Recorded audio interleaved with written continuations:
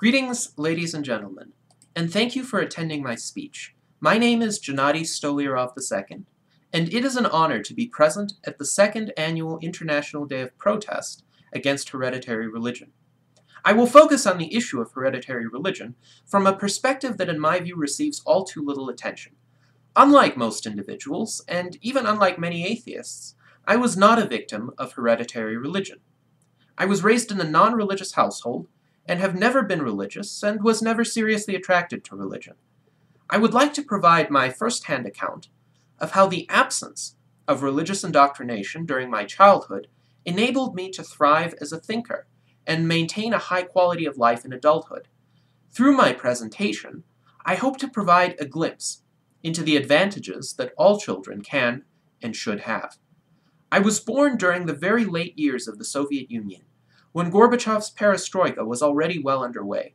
While the Soviet regime was always atheistic in name, religious freedom was openly tolerated by that time. By the time I was 4, Belarus had declared independence from the USSR, and the post-Soviet government no longer had a view of religion one way or the other. Most people who pretended to be non-religious during the earlier eras of the Soviet regime no longer needed to do so. And so there was a widespread, apparent revival of Orthodox Christianity during my early years. My family, however, was among those who were truly non-religious, so they never needed to pretend. I was raised largely free from structured ideology, either religious or communist. There was no real emphasis on atheism placed during my childhood either. I was not taught that religion or religious people were bad, though I was taught about the history of religious atrocities, such as the Crusades, the Inquisition, and the wars of religion during the 16th and 17th centuries. Much of what I learned on this subject was through my own reading of history books, of which there were plenty around the house, and to which I had unrestricted access. My family had no wish to be confrontational, so I was generally asked not to engage in any religion-oriented conversations in public. However, I do remember a situation where I and my grandfather, after whom I am named, were walking on the streets of Minsk and were hailed by Christians selling Bibles and religious pamphlets. My grandfather replied firmly that he was an atheist and was not interested, though he did engage them in argument. It was around that time that he had read the Bible from cover to cover on his own, which seemed to reinforce his own atheism, as it does for many who actually delve into that text. As a child, I was not expected to think anything about religion, though I did anyway. I was, however, kept away from any sources of religious indoctrination. I want to share a few of the thoughts that went on in my mind at the time. Prior to the scientific age, humans believed that gods inhabited high regions, mountains, and the sky. However, humans climbed Mount Olympus and did not find the ancient Greek gods. Humans went into space and did not find heaven or any gods. Moreover, humans have discovered that the sky is not a solid platform or a place that can be inhabited generally. Instead, it is a visual effect created by the fact that the Earth has an atmosphere. I had memorized all the layers of the atmosphere, too. Thus, it is impossible for gods to live there. Beyond the atmosphere is outer space, where no gods have been observed either. Prior to the 19th century, humans believed that only a god could have designed human life. However, Darwin's theory of evolution demonstrated that it was possible for one species to evolve into another in an entirely natural process. Yes, I knew about evolution, though in very simple terms at that age. When I was asked by believers if there is no God, then who created you, I would respond that my parents did. If the question was formulated somewhat differently, as in, what makes your existence possible, I would give an answer in terms of material causation, i.e. that I am made of cells, and cells are made of molecules, and molecules are made of atoms, and atoms are made of protons, neutrons, and electrons. Generally, the conversation would proceed until I reached the smallest subatomic particle I could name, which was the quark, and which the believers asserted that God had to create. I generally answered that while I do not know about the components of a quark, someday science would find out. I was fascinated with numbers from a very early age. I had learned to count at age 2 before I learned to read, and by age 4, I was already delving into very large and very small numbers, to the hundreds of powers of 10, both positive and negative. I grasped that there was no limit, in either direction, to how large or how small these numbers could get. And so I thought that there was also no upper or lower limit to humans' eventual ability to understand existence at any magnification. While my reasoning about religion at ages 4 and 5 may seem somewhat simplistic now, and the more sophisticated theists could find responses to my reasons for not believing in the existence of God back then, a habit of free thought was nonetheless established very early on in my life. It was never broken. I never hesitated to form my own opinions and to express them, sometimes in ways that got me in trouble with the various powers that be. I am, however, a better person because of this, because I acknowledge the power of evidence, reason, and my own mind in attempting to discover truth. While I may be wrong about particular ideas and have been wrong in the past, the overall open-ended dynamic of my thinking enables me to overcome any specific errors and to improve my understanding. I have never been subjected to successful indoctrination into a static, dogmatic worldview whose adherents fear questioning and challenge. The old Soviet system and its communist propaganda machine had already disintegrated by the time of my childhood, while the Orthodox religion, which now has a close affiliation with Alexander Lukashenko's dictatorial regime in Belarus, was not yet strong enough to try to impose itself. I had moved to the United States in time to avoid the worst of Lukashenko's tyranny. Had I spent my teenage years in Belarus, I would likely have been imprisoned for political dissent. I was fortunate enough to have grown up during perhaps the freest era in the entire history of the former USSR. When I moved to the US, I certainly had more intellectual freedom than I would have had in Belarus had I remained. But I also came to a society where atheism was a lot less common and a lot less understood. I've always tried to maintain a great deal of respect for post-Enlightenment interpretations of religion. Spending my teenage years in the suburbs of Chicago, I thought initially that this was pretty much how the majority of Americans viewed their faiths. I attended friends' bar mitzvah ceremonies and engaged in interesting discussions with moderate Christians and Muslims. In that area, even those who called themselves conservatives generally considered religion to be a private matter and focused more on this worldly political and economic subjects, for which I could respect them and have civil discussions with them. Ironically, it was the politically correct segment of the American left, which I understand is not the entirety of the left, that tried to crack down on my expression during that time, because I criticized pre-modern or traditional religious paradigms, including Aztec human sacrifice, the Hindu caste system, and traditional Chinese practices such as foot binding, which were bound with religious views of women's submissiveness and dependency. To the politically correct left, all cultures and religions were equal as a matter of dogma, except, of course, for post-Enlightenment Western individualism and rationalism. I realized that atheists and freethinkers generally have as much to fear from this sort of indoctrination as they do from religious fundamentalism of any particular stripe. It does not matter, for instance, whether a blasphemy law or censorship of speech in the schools are based on the dominance of one particular religious sect or on the fear of offending any religious sensibilities. Either way, the crucial human faculty of reason is muffled, and the capacity for intelligent critical thinking is stunted. Only the freedom of the mind can lead to the discovery of truth and the improvement of the human condition. Only when I went to college in Hillsdale, Michigan, did I discover that true pre-modern fundamentalist Christianity was far more prevalent than I had thought. The student body and professors at Hillsdale are split roughly along traditional conservative and libertarian lines. The libertarians, even those who are personally religious, tend to be tolerant and to incorporate Enlightenment ideas of individual rights and free expression into their religious views. Many of the traditional conservatives, however, thought that religion was the only legitimate foundation for morality. Those of them who were raised in entirely religious settings with no allowance for interaction with other worldviews and perspectives were bewildered at how I, as an atheist, could do anything worthwhile at all. One of them, indeed one of the better behaved ones, was listening to me play the piano in one of the practice rooms in the music building. He then came in and asked with sincerity, "That was beautiful, but I want to know, why? If you do not believe in God, what is the point of doing anything beautiful at all?" Another fundamentalist Christian, with whom I had quite a few discussions, suggested to me at one point that he and I could have nothing in common, because I did not believe in God, and his entire life was based on that belief. In return, I asked him whether he thought that 2 plus 2 made 4. When he agreed that this was the case, I pointed out that I thought the same, that this was indeed common ground.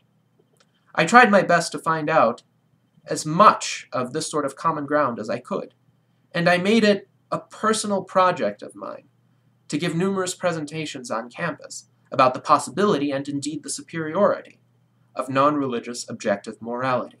My many essays on the subject from that time period are freely available for all to read online. But it always baffled me how little I was able to successfully get across to the fundamentalist Christians at Hillsdale that their way was not the only way. I never tried to deconvert them. Rather, my objective was simply to cultivate mutual respect, and to lead them to recognize that yes, atheists can be just as moral as some of them, while religion is no guarantee of moral conduct, and can often be used to excuse genuine atrocities. Perhaps I reached a few individuals, but many seemed impervious. As new groups of students came in every year, they came with the same preconceptions. It was like a vicious indoctrination machine was working to turn out fresh batches of carriers for the fundamentalist religion meme, with all the built-in defenses that meme entailed. I thought that if only I could get them to drop the idea that morality requires religion, everything else about them could be maintained without too much harm. I realize now, however, that the pernicious notion of the Christian religion being the sole foundation of morality is one of the defense mechanisms that are deliberately inculcated in children by the cynical professional purveyors of Christian fundamentalism. Most children and most human beings want to be moral. Fortunately, in the real world, morality is a matter of actions and not beliefs. Thus, people of any persuasion can act morally by following rather simple negative and affirmative rules of conduct. Yet, if early on in their lives, people form a repeatedly reinforced association between morality and a particular religious persuasion, they will develop a visceral aversion to abandoning that persuasion, even if reason and experience show it to have numerous flaws. They fear that if they cease being Christian or Muslim or Hindu for that matter, they will cease to be moral human beings. This fear keeps them in the flock and keeps them paying money to the peddlers of that particular denomination's doctrines. Yet reasons to be skeptical about religion abound. No person who is alive can avoid having doubts about pre-scientific systems of thought, formed millennia ago by people who are far less knowledgeable than even the average person today, and who are certainly far less civilized and moral in their personal conduct. Memes of hatred and insularity serve as the immune system of fundamentalist religions. The more tolerant post-Enlightenment interpretations of religion avoid these tactics by de-emphasizing institutional religious obedience and shifting their focus toward more abstract theology and more concrete real-world problems with secular solutions. This is an admirable attempt to salvage essential humanity from the grasp of dogma. Yet when a child is born into a fundamentalist household, or a more moderate religious household, that remains a matter of sheer chance. The children raised by fundamentalists continue to be subject to an intellectual bubble, where questioning is discouraged, and conformity in both thinking and practice is expected at the very least, and enforced through the threat of bodily punishment and social ostracism in many cases. I want every child to have the intellectual freedom that I had. I was surely raised with rules and discipline and expectations for moral behavior, but those can exist in complete independence from any expectation of religious or even broader philosophical adherence. Since morality is a matter of action and not thought, parents can expect their children to adhere to certain norms of conduct while leaving them free to think and believe anything they wish. I am not against religious adults who are intelligent and tolerant about their religion. But the choice to be religious or not must be made in an informed fashion, without the pressures of guilt, ostracism, or punishment.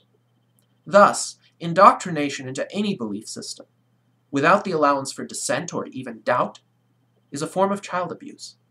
It warps and stunts a child's intellectual development and renders the child ripe for exploitation by knaves, charlatans, and demagogues in authority.